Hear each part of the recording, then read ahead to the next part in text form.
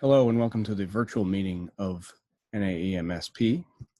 My name is John Jardine and I'm going to be speaking on pre-hospital care of exertional heat stroke, cool first, transport second.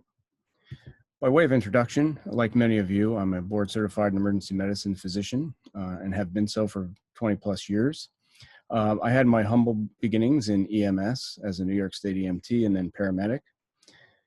Since becoming an emergency medicine physician, I've been the medical director of the New Balance Falmouth Road Race since 2002. And at that race, I've treated almost 400 cases of exertional heat stroke. I'm a member of the Sports Medicine Committee of the Massachusetts Interscholastic Athletic Association, and I'm the Chief Medical Officer for the Corey Stringer Institute at UConn. I have no financial conflicts of interest relevant to this activity. I will be discussing the member organizations that I belong to, but all of them are as a volunteer. So our learning objectives for this lecture are first to define temperature regulation and the heat illnesses, define the exertional heat illness, including exertional heat stroke, discuss the treatment of exertional heat stroke, and discuss the role of EMS in the treatment of heat illness. And I'm going to present a paradigm for the pre-hospital care of exertional heat stroke. Again, my experience with heat illness has been by way of road races. Again, I'm the medical director of the Falmouth Road Race, and I'll talk in detail about that. But I've also volunteered at the Boston Marathon, the Run to Remember in Boston, and the Marine Corps Marathon in Washington, D.C., as well as, I said, being the Chief Medical Officer for KSI. So what exactly is KSI? Well, this is Corey Stringer. Corey Stringer was a Minnesota Viking, and on August 1st, 2001, while practicing with the Minnesota Vikings at the training camp, Corey had an exertional heat stroke. It was so hot that day that farmers were advised to keep livestock out of the sun because of the extreme heat. But the Vikings were practicing that day, and Corey succumbed to exertional heat stroke. And what happened is during a lengthy trial, Corey's widow then received a settlement from the NFL and gave it to the University of UConn to establish the Corey Stringer Institute so that this would never happen again. So this is the Corey Stringer Institute now at the University of Connecticut. So getting back to our EMS roots, the EMS conundrum has always been, do we scoop and run? Do we get to the hospital as quickly as we can? Or do we stay and play? Are there some things that we can do on scene that are going to be helpful? And certainly we've known about STEMI, ST elevation MI. There's certainly the race to get to the cath lab, and door to balloon times are important, as heart is muscle. And now further on with stroke, we know that this is a timely intervention as well. So it's important to get to the hospital quickly and get to definitive care. I would say that exertional heat stroke is one of these diagnoses that requires emergent intervention as well. You can see this was a study done with rats, and they heated up the rats and exposed them to heat stress.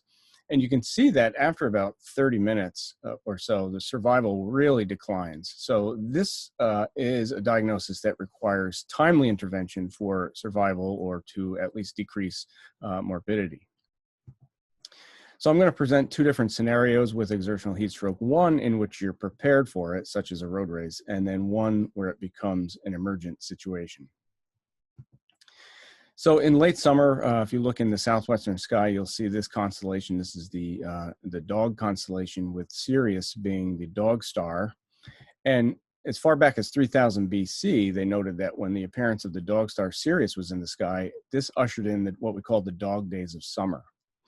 And Sirius, as they said, brought fever in men and madness in dogs, and was actually introduced into medical literature as psoriasis. And that medical term stuck around well into the 20th century for all types of heat illness. Fast forward a couple thousand years, and you're at the New Balance Falmouth Road Race, which was first established back in 1973. This is a 7-mile race. It's held on the third Sunday in August, and there are now more than 13,000 runners with hundreds of thousands of spectators, but all the medical care there is provided by volunteers. And this is just another picture of the start of the Falmouth Road Race, and you can see the 13,000 runners that are ready to start. So if you have time, again, if you're prepared for this event, you can organize a medical team and you can consult with your local EMS folks as well as the local hospitals, police, and get yourself a medical team ready to care for people who are going to experience heat illness after a road race. And when preparing for an athletic event, and certainly this road race, we think about the 6 H's. These are 6 things that will or can cause collapse in an athlete. And first being heat, heart, hyponatremia or low blood sodium, hypoglycemia or low blood sugar, hemoglobin, meaning a sickling crisis with someone with sickle cell trait, and then, of course, head injury. Now, we're all involved with EMS, so I always add a 7th H because we never know what's going to happen. And certainly in Boston 2013, that certainly played out. So let's talk about temperature regulation. The body temperature is dependent on the balance between heat production from metabolism and heat loss, or sometimes gain, to the environment. And environmental heat stress increases the need for heat removal. Heat production during intense exercise, such as a race or playing football, is 15 to 20 times greater than at rest and can raise the core body temperature almost 2 degrees Fahrenheit every 5 minutes if no heat is removed from the body. So what do? How do we respond to this heat stress? Well, we certainly increase our sweat production. Blood diverts away from the inner organs out to the periphery so that the peripheral vessels dilate. And as the sweat evaporates, the blood flowing under that cools and returns to the body cooler. What happens with exertional heat illness is when this heat that's being produced by muscle outpaces the heat transfer to the environment and the core temperature begins to rise. This one can then cause disruption to the organ function. And this is a process that's similar to sepsis. This is an acute phase response that's similar to sepsis, which eventually will lead to organ damage, particularly in the central nervous system. So what are some of the heat illnesses that we see? Well, heat cramps, or at least I should say formerly called heat cramps, are now called exercise-associated muscle cramps. We don't think that heat actually causes the cramping, but certainly this occurs in active populations in the heat. And it occurs when individuals who are sweating liberally replace the losses with hypotonic fluids. And it's described as painful involuntary spasms of the large muscles in the limbs, or sometimes even in the abdominal wall. The treatment of exercise-associated muscle cramps is to certainly get the person into a cool environment. Gentle static stretching of the muscles helps, as well as fluid and salt replacement, either orally or IV. If they have protracted cramping, that's when we start to think about things like hyponatremia, and we may want to measure a serum sodium. Heat exhaustion is certainly the most common heat illness that you're going to see, and it's simply defined as the inability to continue exercise in the heat. And what happens is that there's an inadequate cardiovascular compensation secondary to a fluid depletion problem. So the solution is rather easy. You give fluids, and the signs and symptoms vanish. The symptoms are pretty nonspecific. People can feel dizzy, weak, tired, lightheaded. Sometimes they are nauseous, they're vomiting, have a headache. But certainly the mental status of the patient is going to remain normal, and patients are profusely sweating.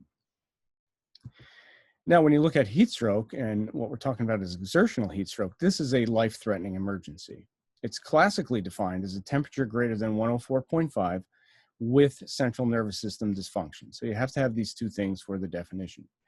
The skin is ashen, the patients lose hind limb function, they're unable to walk. These are typically the people who will collapse at a race or an activity, and they look pretty sick. This is the pathophysiology of exertional heat stroke, and not to get into too much detail, but again, this is an acute phase response similar to sepsis, where there's an inflammatory response that starts off a chain that leads eventually to multi-organ system failure and possibly death. And it does affect all organ systems. Certainly the central nervous system is in the definition, so that is always affected and initially infected with exertional heat stroke. But you can see that it affects all organ systems and again, can lead to multi-organ failure. So this is Hunter Knight, and he is in the University of Miami, or played for the University of Miami, and he gave us this quote about heat stroke. A lot of people think of the typical heat stroke as an older person in the house or a baby locked in a car, but there is a difference between that and exertional heat stroke, and certainly there is. Now, we've probably all learned about heat stroke in the classical sense. We've learned about people who were caught in a heat wave, or old people who were stuck in their apartment, or again, kids who were locked in a car. And these patients, we were told, present with hot, dry skin, right? Probably not sweating. And they also tend to have more severe underlying comorbidities, which results in a significantly higher mortality rate. Now, what I'm going to be talking about really is exertional heat stroke, and this is what occurs in the physically active people. Again, I've talked about runners and athletes, but certainly firefighters, soldiers, the physically active people who are working outdoors. And because of the activity, there's likely profuse sweating. So it's not like the definition of classic heat stroke. And again, my experience comes from road races and certainly active people, but there are other active populations where this becomes important. Again, you talked about Corey Stringer and football, certainly all sports where there's outdoor activity, laborers who work outside, and certainly our war fighters who are in warm conditions. These are just some examples of occupational incidents. This is a firefighter, a wildland firefighter, migrant workers, construction workers. Again, anybody who is active in the heat is susceptible to exertional heat stroke. So the question always becomes, well, the definition says that we need a temperature. Do we need an accurate temperature? And I'm going to say that we do. We need to determine if it is or isn't exertional heat stroke. Is it simply heat exhaustion? Is it a head injury or some other reason that's causing the patient to be confused or have an altered mental status? Is it hyponatremia that we talked about? Is it simply a blood glucose issue, or is it something else?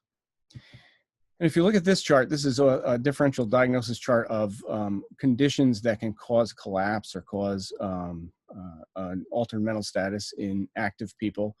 And the one differentiating factor with exertional heat stroke is the body temperature. So it does become important to differentiate from all of these other conditions. The other thing is about a temperature is it will let us know when we're going to stop cooling. And certainly we'll talk about cooling in just a few minutes, and to determine if an exertional heat stroke has occurred. This becomes very important on recovery plans, especially for athletics and our military who need to either get back in the game or get back to what they're doing. We need a recovery plan for how we're going to get them back to activity. So we have several options for assessing body temperature: axillary, oral, tympanic, temporal, forehead stickers, ingestible thermistors, esophageal probes, and rectal temperatures. So what we need is something that's both a valid body temperature assessment, and something that's feasible, something that we can do in the field, something that we can do quickly to establish an accurate body temperature. Well, the valid measurements are things like esophageal probes, urinary bladder probes, pulmonary artery temperature assessment, gastrointestinal. Again, these are valid assessments, but are they feasible for us in the field or even in the ER? Maybe not so much.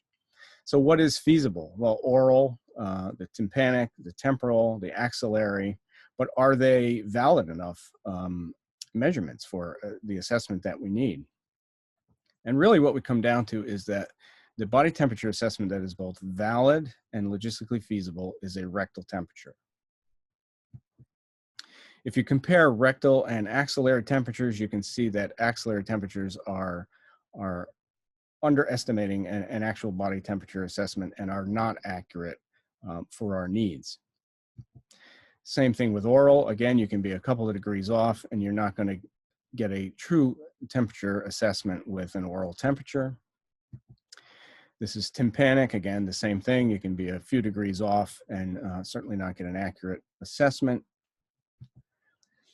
This is data of ours out of Falmouth that for every exertional heat stroke that was triaged in the tent, and we had 30 some that year, we did a rectal temperature, which is our protocol, but each of the patients also had an infrared tympanic temperature taken at the same time. And you can see that if you relied on the tympanic temperature, you would miss all but about 2 of the heat strokes. So again, this is not a valid temperature assessment for exertional heat stroke.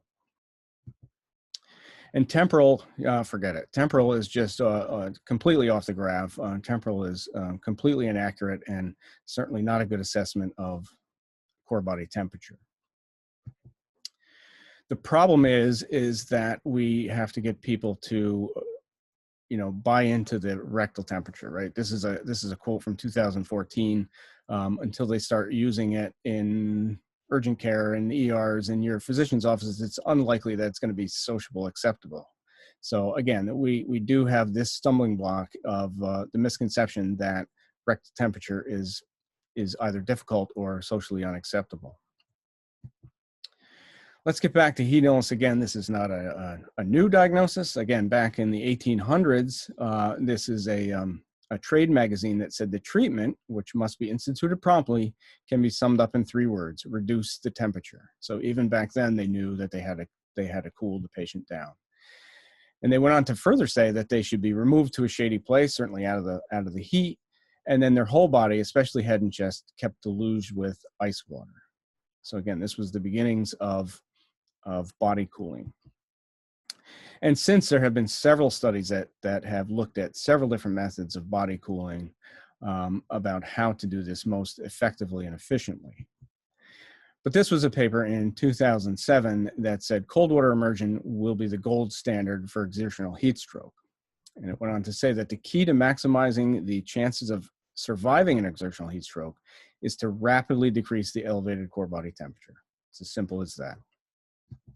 And the paper looked at several different cooling methods, ice packs over the major arteries, misting, fans, cold water dousing. There's even right in the middle there, you see helicopter downdraft. They use the helicopter blades in a military study to cool patients. And you can see by far the highest or the most efficient cooling rate is that with ice water immersion. As a result, the American College of Sports Medicine, the United States military, the International Amateur Athletic Federation, and the National Athletic Trainers Association all advocate the use of ice or cold water immersion for the whole body cooling in exertional heat stroke. And this is what it looks like. This is a tub that we use at Falmouth, at the Falmouth Road Race. This is simply a stock tub filled with ice water, and it's generally as simple as that. This is the medical tent at the finish line of the New Balance Falmouth Road Race, and you can see that we have several tubs set up because we expect to see several exertional heat strokes in August. But again, my lessons have come from the road, not only the Falmouth Road Race, but the other races that I've been involved with as well. This is the Boston Marathon. Before the marathon begins in the morning, there's a medical conference, and this is one of the medical directors of the Boston Marathon presenting about exertional heat stroke. And you can see that slide should look familiar. That's the same graph that we looked at previously about the cold water immersion being the gold standard for cooling. The picture down in the bottom right doesn't project very well, but that is a picture from the Falmouth Road Race showing somebody in an ice tub there for cooling with exertional heat stroke. This is the Boston Marathon. This is the A tent at the finish line of the Boston Marathon, and you can see to the right there, you can see the heat deck. Again, they use the same stock tubs for cold water immersion. This is the Run to Remember. This is a race in Boston in May. You can see that it finishes indoors, but again, we use the tubs for cold water immersion for exertional heat stroke there as well. This is the Marine Corps Marathon. This is in October in Washington, D.C. Slightly different take on the cold water immersion. They actually suspend the patient over the cold tub, but again, the cold water immersion as the gold standard for total body cooling. These are some other places that I have not yet volunteered, but certainly the top left is the New York City Marathon, again, held in November. You can see the tubs there. Bottom left, Japan. Japan was preparing for the Olympics this year in August, which obviously have been postponed. But again, they were preparing with cold water immersion for whole body cooling for exertional heat stroke.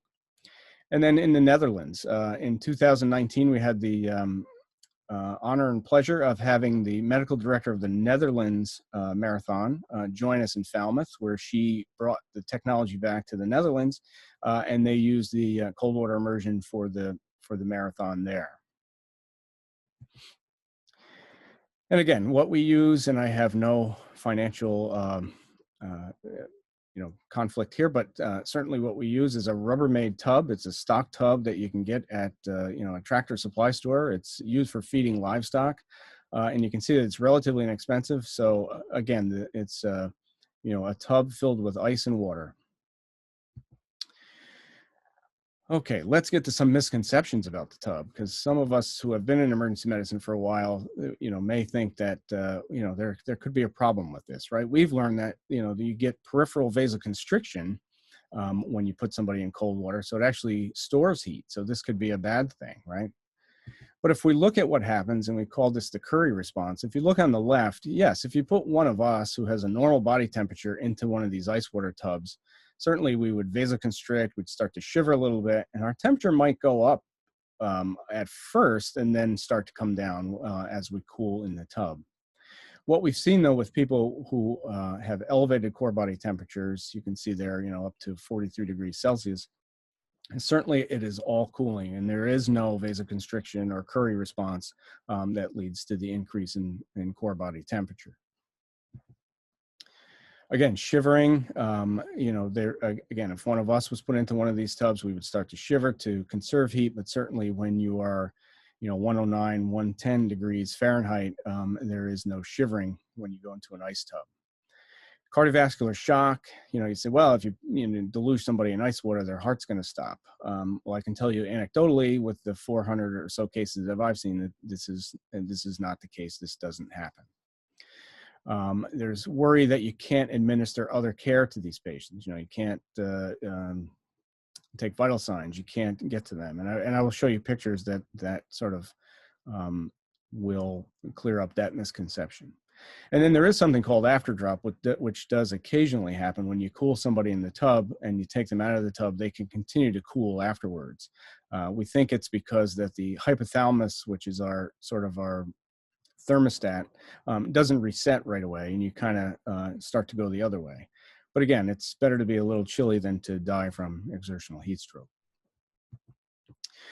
So the other thing that is helpful is, I don't know if this projects well, but this is a mesh stretcher. And what we do is we put the patients on the mesh stretcher and then dunk them right into the ice water. So that's how we get them in and out of the tub efficiently without trying to, muscle these people in and out of the tubs. And again, there's a misconception that you can't provide aftercare. You can see that we use, in Falmouth, we use a 50-gallon tub, and we have good access to the patient. We have access for doing vital signs in the case that they need a blood sugar done or something like that. We have, you have total access to the patient in this smaller tub. In some of the athletic settings, they do use larger tubs, and that, again, becomes more difficult, but we find that this is sufficient, and again, we have good access to the patient. And it's also a team effort, right? Especially when you're prepared for this, or you have, a team in place. This is a team effort, and certainly you can get people in and out of the tub, and you have access to patients relatively easy. There are occasions where patients are unconscious. I mean, the mental status is affected so that they are actually unconscious, and we've seen that many times. And all it means is that they need a little additional support so that they don't, end up under the water. Certainly, you can see here that we're supporting the head of the patient to keep him, elevated out of the water until he can be totally cooled. This patient came in unresponsive with a temperature of 109, and he was cooled and walked home with his family. So our protocol in Falmouth is that patients come into the medical tent, they're triaged at the front of the tent, including a rectal temperature. And if the rectal temperature is above 104 degrees Fahrenheit, then they're handed off to a treatment team. At that time, they're immersed in the tubs that are half filled with ice water. And it looks like this. Again, the patient is brought to the tub, immersed in ice water, covered with towels. Vigorous massage is applied. Again, you have to kind of keep the water circulating. We've seen patients as high as 110 degrees at the Falmouth Road Race. You can imagine, or you should imagine, that when you put somebody that hot into one of these tubs, that the ice actually starts to melt and the water actually heats up. So what you do is you want to keep the water circulating so that the water stays cold and exposes as much body surface area as possible. Rectal temps should be taken every 5 minutes or continuously monitored. What we do at Falmouth is if we have somebody who has an elevated temperature, we insert a rectal probe, and then we have a thermistor. You can see here in the bottom here, she's holding the thermistor, and this particular patient is 105. So we have continuous monitoring of rectal temperatures. And then for our protocol, patients are removed when their temperature is down to 102 or they've spent about 20 minutes in the tub. And that's usually how long it takes to get someone cool until they can be removed from the tub and set out to dry. We watch cooled runners for anywhere from 20 to 60 minutes. When they're normothermic and they have normal vital signs, they have good cognitive function, they're taking PO, we can discharge them from the tent with family or friends. A few times we do have to transfer patients to the ER for continued care or further evaluation and treatment.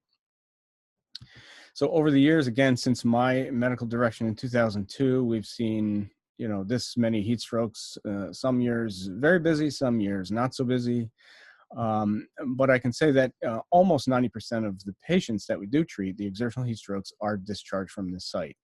And that's because of our history and of our experience. We're comfortable to do that. Not all races or activities will do this. Some will insist that all be sent to the ER for evaluation, but we feel comfortable that, as I said, almost 90% are discharged. So we've actually looked at some of our data from Falmouth. This was a study that we published in 2014. We looked at the effectiveness of cold water immersion in the treatment of exertional heat stroke. And we went as far back as we could. Certainly my data goes back to 2002, but we were able to gather some cases prior to my taking over as medical director. And you can see there, we see about 2 cases per 1,000 finishers. So we certainly are almost guaranteed to see at least 20 heat strokes a year. And we looked at the differences between men and women with extremes of temperature, and there was no difference in cooling between men and women, and really no difference in cooling by age.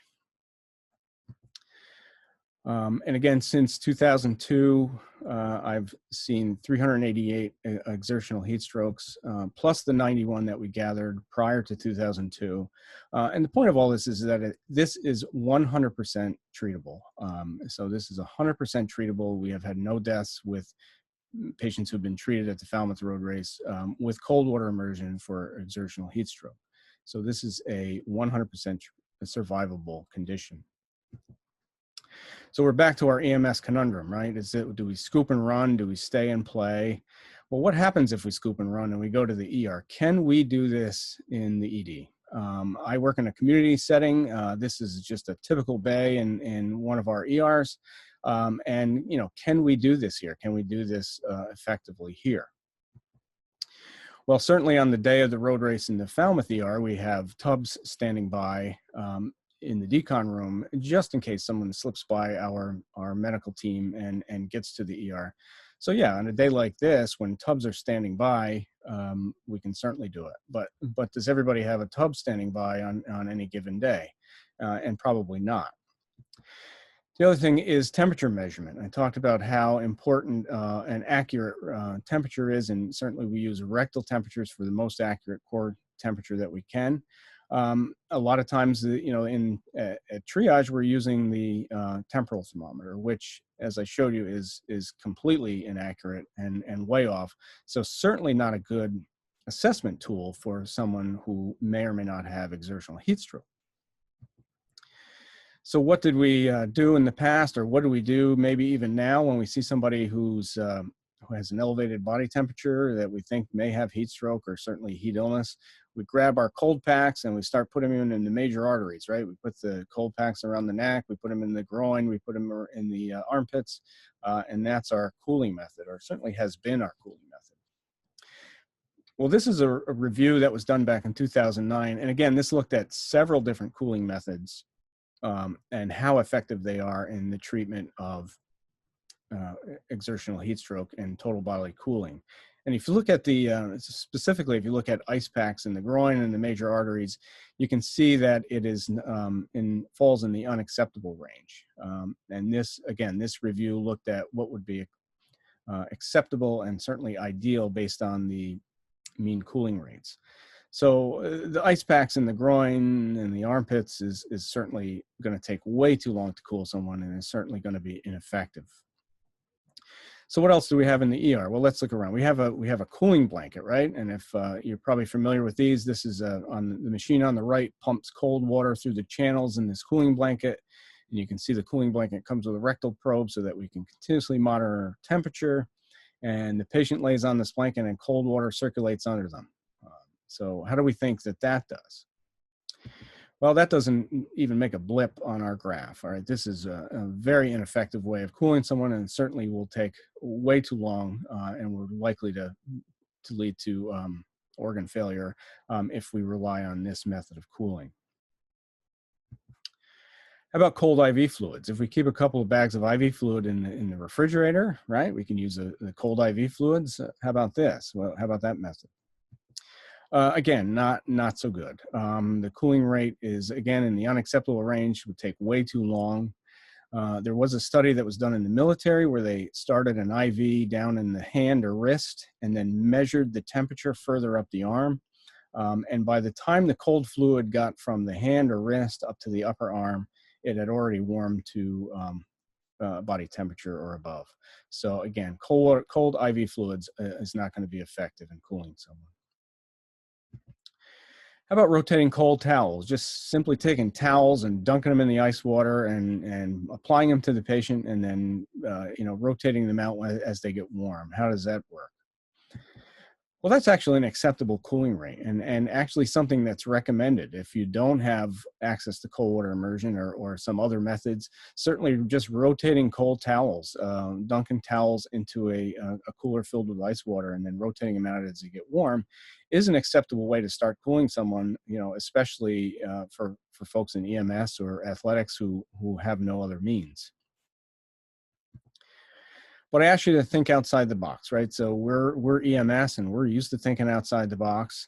And the reason that I put this slide is because we have come up with the TACO method, or the TARP assisted cooling method, or TACO method, for cooling someone. And all you need is an impervious tarp. You need 20 gallons of water, 10 gallons of ice, and you pour that into the tarp and you kind of swish them back and forth.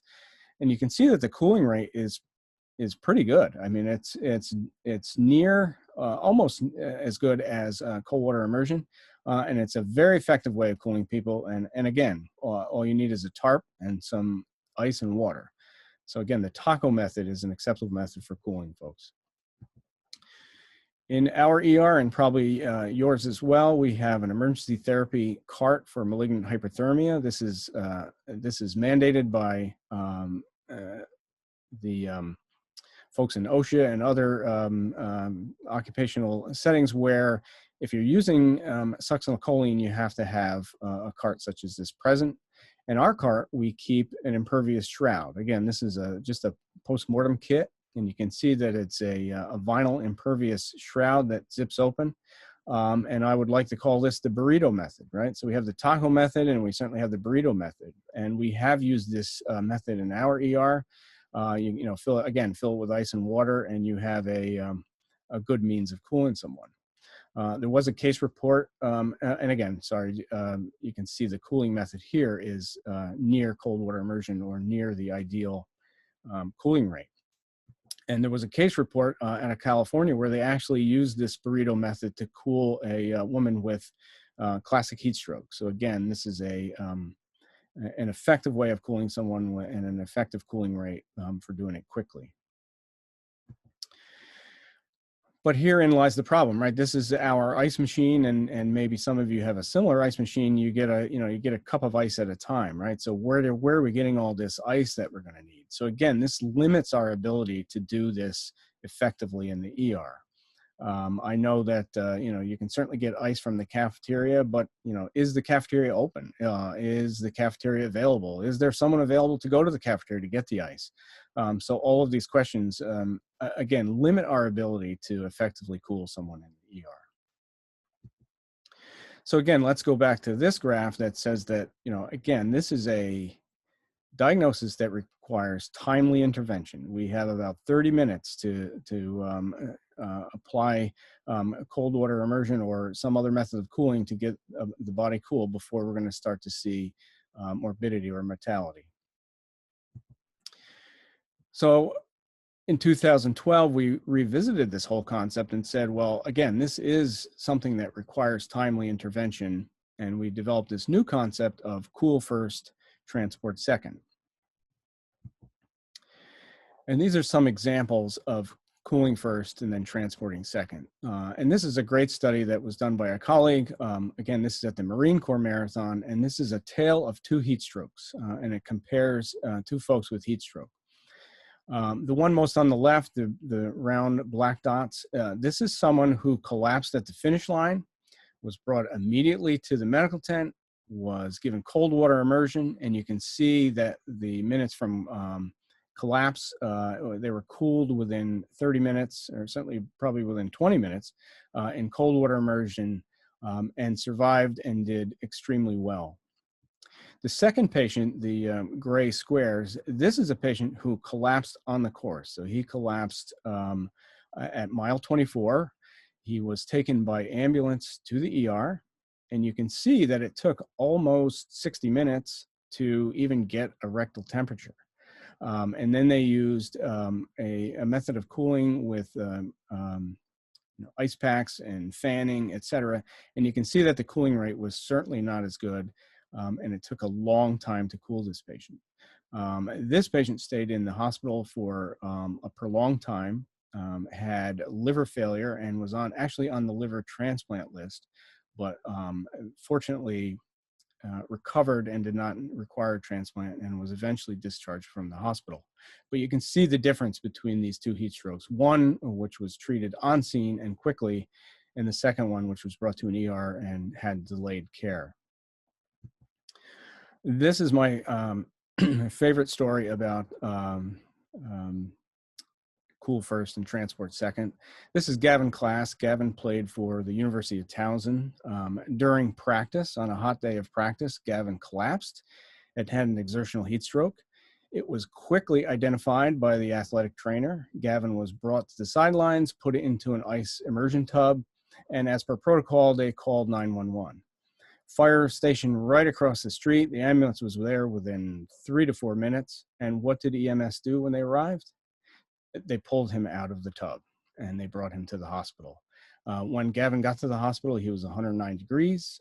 He was in a coma for several weeks. Gavin has since had 21 surgeries, including a liver transplant. Gavin did survive. He's doing well. He's a strength and conditioning coach now, but he was not able to ever go back to playing football because of his liver transplant. So as we know, EMS is protocol driven, right? We act under our protocols or advisements of protocols, and that's how we do it. So I'll ask you to think for a minute about cardiac arrest. Let's switch gears and think about cardiac arrest. And certainly this is a diagnosis or condition that requires timely intervention. Somebody needs to be there right away and start giving treatment right away. Sorry. So you can imagine a few years ago in Rhode Island where I practiced that we changed the protocol to say that EMS crews had to stay on scene with cardiac arrests for a minimum of 30 minutes before transporting to the hospital.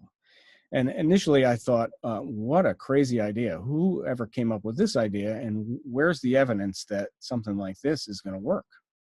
Well, the evidence is here, right? This was a study done in Japan with thousands of patients that showed that people actually did better when EMS stayed on scene for anywhere from 30 to 42 minutes. And why? Well, if you think about cardiac arrest, what do people in cardiac arrest need? Well, they need good quality CPR and maybe an AED if appropriate, right?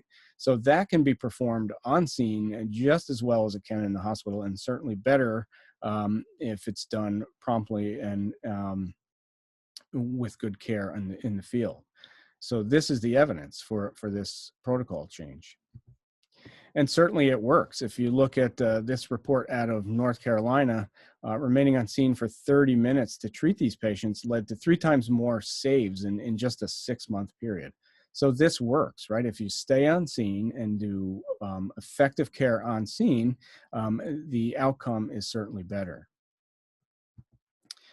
So again, if you look at our Rhode Island protocols now, it says that the EMS has to stay on scene with people for a minimum of 30 minutes before even transporting. So again, care on the scene before transporting. Can we do this with exertional heat stroke? Well, we can and we have.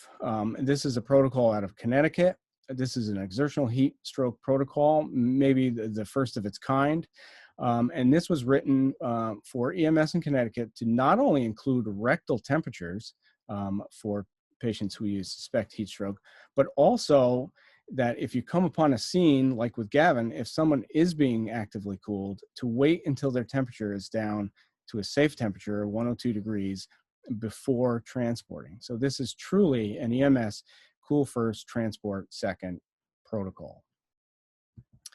And if you look at protocols, this is Massachusetts. Again, this is the home of the Falmouth Road Race. This is the home of the Boston Marathon. And you can see that the protocol still says to apply cool packs to the armpits, neck, and groin. So again, we need some work on our protocols. Rhode Island, a little bit better, but certainly I think we can do better, certainly by way of the Connecticut protocol, where we're cooling first and transporting second. So we came up with this consensus statement.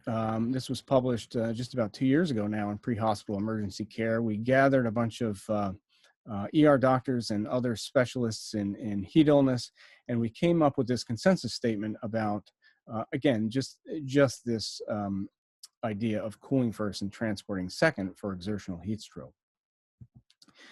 So I'll use this new paradigm by way of a summary. So the first thing is rapid recognition. And we talked about how we recognize exertional heat stroke, and the definition is a temperature greater than 104 with an alteration in mental status. Rapid assessment, and I talked about the importance of rectal temperatures, how this is both a valid and feasible way to get a true assessment of a core body temperature, and the importance of the rectal temperature.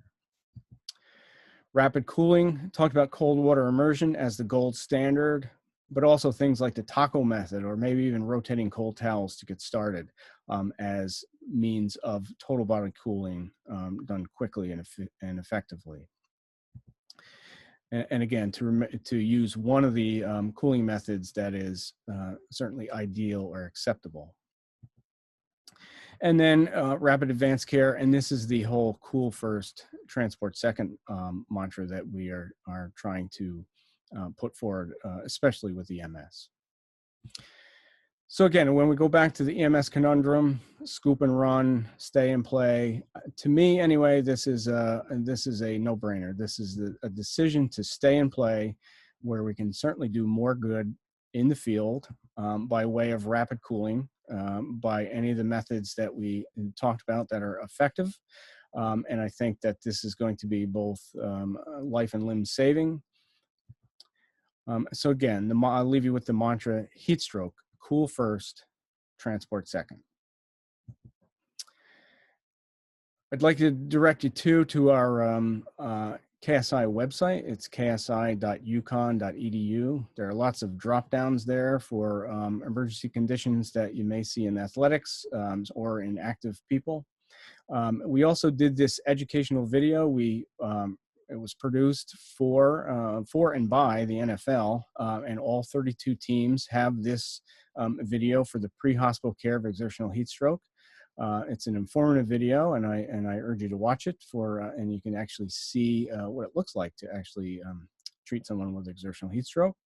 You can also follow us on social media. And I certainly thank you for your attention, and thank you for joining this presentation. This is my email, medicaldirector@falmouthroadrace.com.